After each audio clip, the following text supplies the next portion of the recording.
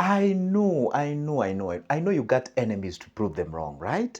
I know you have some people out there that you want to try the best as you can to show them, you know what, guys, I'm actually not struggling and something like that. I know you would love people to perceive you being okay, being successful, you're not suffering. I know you would love to do that. But hear me out. What if you were to live in a life whereby, hey, you know what? You don't have to prove anything to people. And by the way, what if you were to pretend or you were to look poor for the next 1 year? That's only 365 days. And then you shock them later. By the way, listen here. Do you know you better look as if you don't think, but you do, rather than look as if you think, but you don't? You know what? Most of the people in this life that we meet along the way, they are actually in a business of trying the best that they can, struggling to prove to people that they're doing okay financially. That's why you find somebody. But by the way, sometimes you guys, I talk and you think like I'm cooking out all these stories. Can you go to where I usually sell these cars that have been repossessed? I was there less than 3 days ago, and you can be shocked. You find some BMWs, you find like big cars are being repossessed.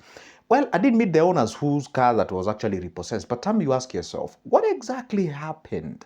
You find people are taking loans to just buy things that they cannot afford. And again, hear me out. I did not say cars are bad. Cars are good. Brilliant. Mwah. I love them. But now the point is this. You find that you get yourself in a situation whereby whether you're living in a place whereby you really can afford, two, you're taking your kids to school whereby it's so expensive, and I support kids being taken to good schools anyway.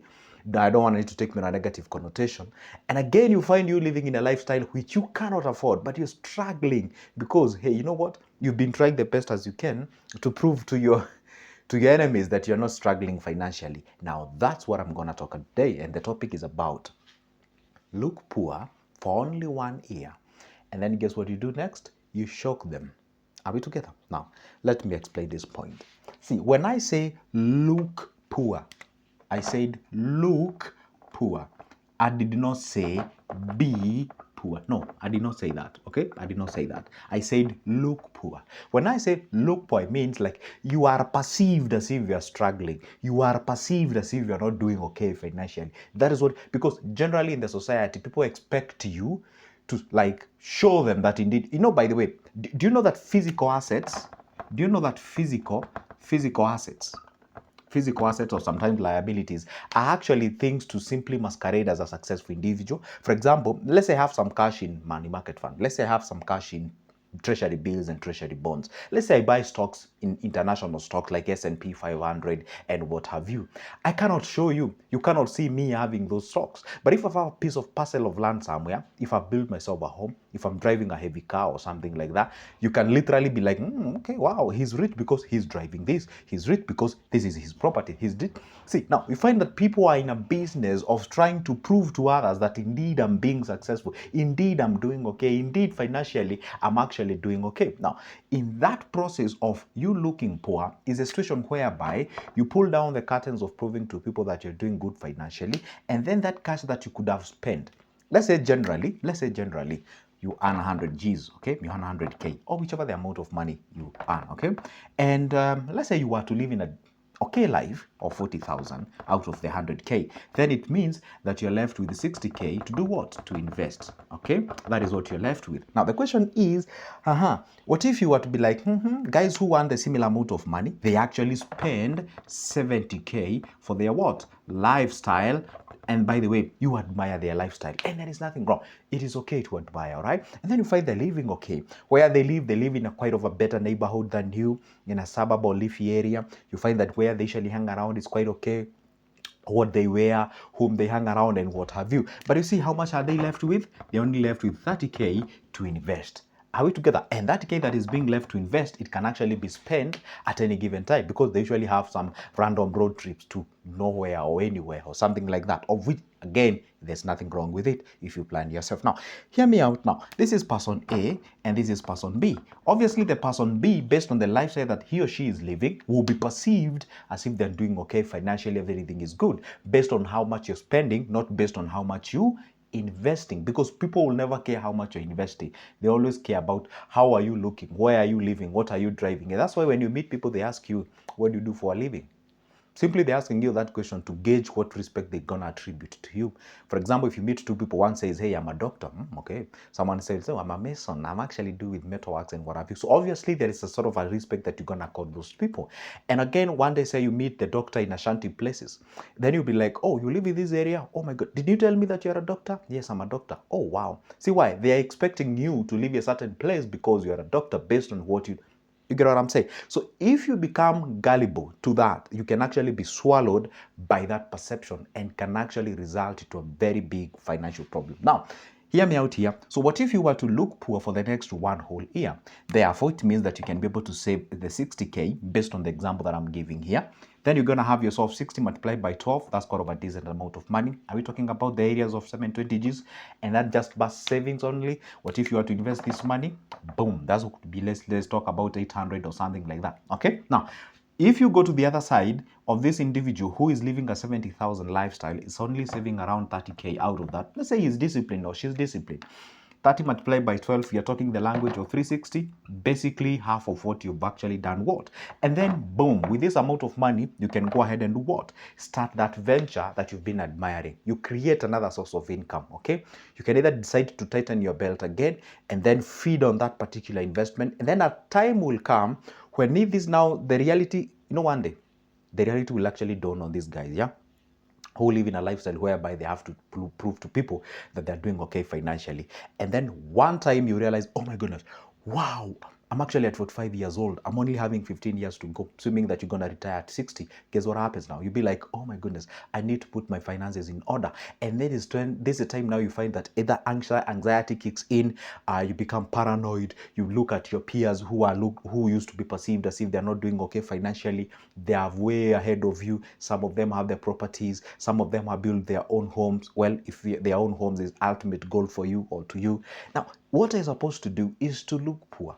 And this is where most of the people on earth are not ready to do that. And by the way, it comes with a lot of sacrifice when you look poor. When you look poor is when you do not have to prove anything to people. Is when you live in a life whereby you really don't have to, sort of like use a certain amount of money to show that you're not struggling financially. By the way, I remember there was a time, and not long ago, we were having, I used to have a lot of guys whom we used to hang around with. And one day they decided to go for a road trip. And I was like, based on my own budget, I couldn't go for that. But the guy was like, hey, Code, let's go. And they asked me, hey, are you struggling financially? Are you or something like that? But I was like, I can if I want, but it's not really based on my needs. That is actually a want, and there is nothing wrong with it. But for now, it is not catered for, has not actually been captured on the budget of my what? On the budget of it's not captured in the budget that I'm having as of now. So what am I even saying? So when we say you look poor, this is when you look poor, meaning you cut down your expenses. Let me put this here, okay? By the way, let me not assume that probably right now as you're watching this video, you are actually spending a lot. See, when I say you look poor, I simply mean you cut down your expenses. Cut your expenses. You cut your expenses. And what happens when you cut your expenses? When you cut your expenses, it means that your lifestyle will what? Your lifestyle will be affected. It will be affected. And how will it be affected? Obviously in a negative way, meaning that you probably not going to hang around where you usually hang around all the time. Sometimes when you cut your expenses, there are some friends that you cannot afford. Let me repeat that in a very slower rate. So when you cut your expenses, there are some friends that you cannot afford to have them. By the way, it's only you that you have never sat down with the pen and paper and find out what amount of money do you usually spend on your friend. And I know what you're thinking. Sending them money. No, I don't mean you sending money to them. No. Probably they have not even asked you any money. But what figure do you spend by virtue of you having that friend in your circle? You realize some friends will tell you, hey, you know what? Oh my goodness, I just love salted caramel, whatever shake. And you'll be like, oh, wow, amazing. How much is it? It's going for 550. Say, wow, let me grab that. And you'll be, oh, by the way, let me tell you one thing. There is a new grill that has actually been opened somewhere. Let's go out there. So you end up spending that money, okay? You're not even buying for them, okay? You're actually spending on you, but you're actually spending that money unnecessarily just to make sure that you accommodate your friend into your circle. Because, arguably is your friend.